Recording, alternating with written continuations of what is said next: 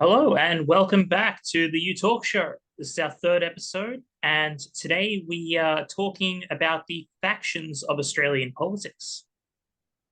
Yep. Um, just let me quickly grab my notes here. Up, down, top, bottom, strange, charmer. Fuck, this is physics. Okay. Yeah, no, look, I was paying way too much attention to Labour Party factions back in the day because my boss, when I worked in the bookstore, was a Labour Party member and had a lot of things to say about why things were or weren't getting done. Hmm. And it's difficult to look at an entire group in politics and say that they belong firmly in one place because every single group has its own internecine conflicts. So, what we're going to have to look at today is where those parties stand in relation to the population. Because it doesn't matter if you have a Labour Party member who is an elected official who wants full communism, and you have a Labour Party member who is an elected official who wants to tax people for having the nerve to die, destroy every single piece of public infrastructure possible, and get as much money as he can so that when he retires, he has things lined up and his view is, fuck you, I got mine. Because if a party is presenting a picture on which to get votes, they all need to basically agree to it. So we cannot look with too much detail about the interior workings of these factions. Thankfully, Kyle has been tracking what the different political factions have been doing recently. I've just been tracking the legislative nonsense because that's my area. Kyle, care to explain which of the bastards are being whichever variety of bastard this year? Yes.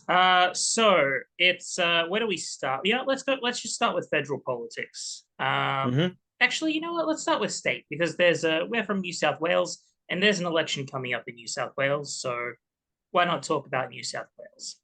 So in New Yep. South Wales, essentially we have a sort of pseudo commercialist corporatist party that is kind of trying to look out for the human interests, but they have essentially a corporate stooge in charge, Yep. and that's the Labor Party. And then we have the fully corporatist party with a which is somewhat culturalist, but their culturalism is, some people would refer to it as conservative. I'd refer to it as more Looking upon the religious past and with rose-tinted glasses, I think. that, but also pseudo-religious. Is That's kind of how it expresses itself. You know, they kind of take the worst aspects, in some regards, the most identitarian aspects, and they sort of insert that into this idea of what culture should be. But essentially, what we have are two parties which are varying degrees of corporate identitarians, but one of them has some very decent humanist leanings and wants to look out for the human interests. But ultimately, well, that part Lacks of the them, political will. well, the political will in them died the moment that they switched leaders from Jody McKay to Chris Minns. I don't remember So if it was federal or state, but respectfully, the political will in them died the moment that bloody Bob Santa Maria decided to screw off and make his own Labour Party with blackjack and hookers. I, you'll have to tell me about that story because I have no idea what you're talking about. But off Indeed. screen, as there's a fair bit to get through, and we're almost halfway through. Mm-hmm. So So we've so yeah, discussed the so two big guys, yeah. and those Then are there's a being Libs and Labour. Yeah. So the So what have we Libs, got in the corporate smaller group? identitarians, Labour, sort of 50-50 corporate and humanist identitarians. Um, so both quite commercialist in nature.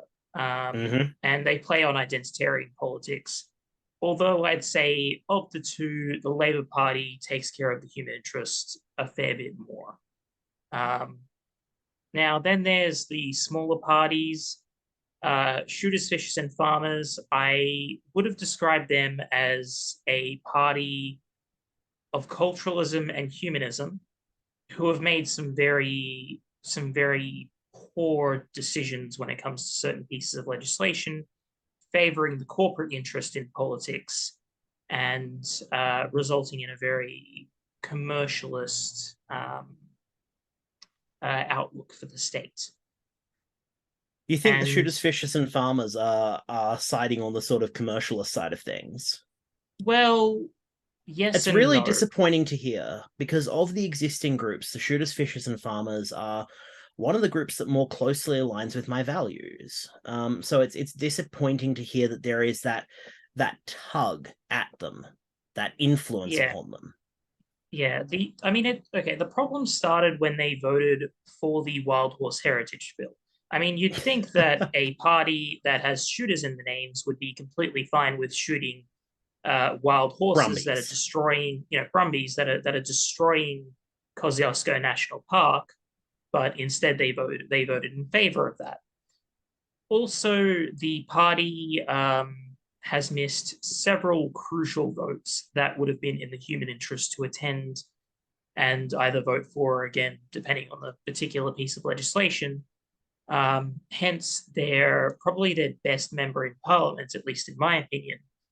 Helen Dalton has in fact left them and become an independent. So that's the Shooters, Fishers, and Farmers, a sort of culturalist and humanist party that has made some very poor decisions that favors a commercialist interest. Okay, can I take the UAP, please? Because I'd like Sure, to you address go the for it. You UAP. go for it. So, the United Australia Party is an interesting party because they sort of pop up around election time and then slink back into the ground like some sort of rodent scurrying away from the sunlight. The United Australia Party is definitely classically tribalist, but it's very difficult to get a grasp on what exactly they stand for because in all of their announcements, they have not really come up with any sound policy. As far as we can tell, the entire policy platform is Aussie, Aussie, Aussie, oi, oi, oi. They are trying to forge an identity of an Australia that doesn't yet exist by Did it ever?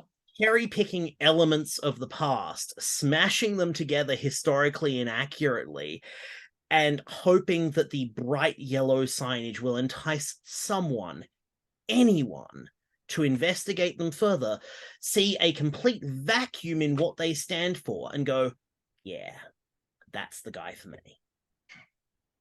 Yeah, it kind of reminds me of on polling day at the federal election because I was doing polling day and I was doing pre-polling as well. And I think it was on polling day, if I remember correctly, that there was a UAP guy there, and he was like, vote vote UAP for the freedom, and Yeah, just like the vaguest notion. It's, I mean, look, there's a bunch of different philosophical thoughts you could have then, of do you mean freedom of or freedom from? But it wouldn't even go that deep because it's basically just a slogan. And I'd say that's what the UPA really is. It's just a bunch of slogans the based UAP, on you mean? pseudo history. Didn't I say that? No, you said UAP? UPA. Oh, UAP. Whoops. Yeah. It's a little bit difficult when the acronyms are so close.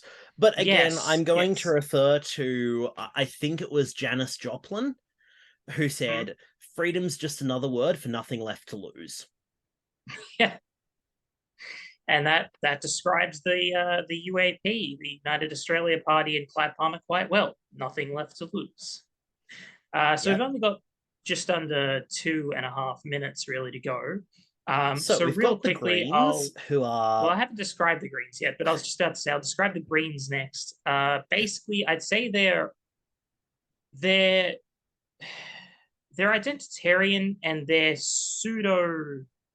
kind of pseudo humanists because they don't really look Let's- after the human interest all that Let's much. not look at that. Let's not look at the drivers too much here, right? Yeah. The Greens are, again, trying to forge a shared identity out of something that doesn't yet exist. Previously, they were a party that was very strong on the environment, and they were sort of the joke of Australian politics in many respects. Oh, they'll never take power. And there was, I believe, the Gillard minority government nationally, which sort of demonstrated that the Greens were finally becoming a political force, 40 years after they were founded? The Greens want to be seen to be about the environment. Realistically, however, they are humans with human failings, and money is one of those failings. Yeah. And in fact, before Malcolm Turnbull donated $1 million to his own party, the Liberals, the Greens actually, I think it was either 300,000 or 600,000. But they accepted the largest political donation in Australian history up until that point. And I believe it was from the big banks, one of the big four banks. I'm sure whoever it was, they were able to rationalize it quite well as something for the greater good. Yes, well, the greater good. What are they? The Tau? The Tau Empire from Warhammer 40K. Okay, let's not out ourselves as that sort of nerd just yet. Yeah, so we've basically run out of time, but I'll just say that they're sort of pseudo-humanist, and they don't care about the environment as much as they purport to. Being very politically calculating in nature. And I'm not so sure. Are there any other parties worth talking about really quickly? Honestly, no. I think those are the primary forces, certainly at the state level at the moment. Though, again, this video has the skeleton for the previous. Yes, we did forget one, actually. There's the Nationals, which are basically the Liberal parties, but with cool hats. Yeehaw. And with that, I think we'll end it. So I'm just going to say quickly beforehand, the skeleton again does have a how does this compare to the rest of the world? And I think we're going to have to merge that into the topic of the next video with regards to how our economy is going, because those two things are very heavily interlinked. Diplomacy affects economy, politics affects diplomacy, and theoretically, the populace affects politics. Sure. So these are all very interlinked forces, and I think that's where that's going to bleed in. Probably. For now, though, we'll catch you later. Thank you for watching, and we'll see you next time. Take care. We'll look forward to seeing you then.